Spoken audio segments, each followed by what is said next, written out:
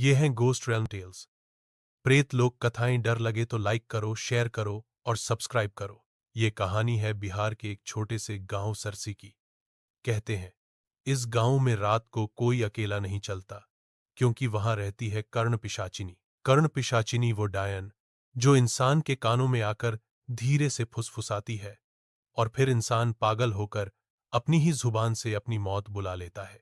गांव के लोग कहते हैं बरसों पहले इसी गांव में एक औरत थी लाली।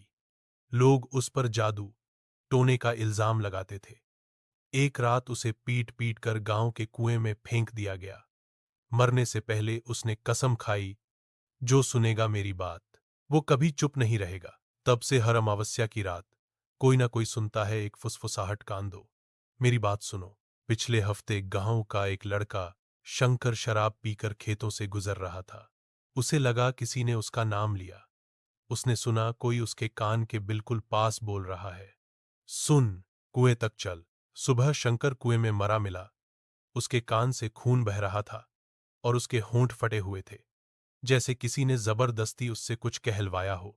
गांव के बड़े बूढ़े अब बच्चों को सख्त मना करते हैं, कभी अकेले रात को बाहर मत निकलना, और अगर कोई तुम्हारे कान में कुछ कहे तो सुनना मत, वरना कर्ण पिशाचिनी अब भी तैयार बैठी है किसी के कान में अपना श्राप उतारने के लिए।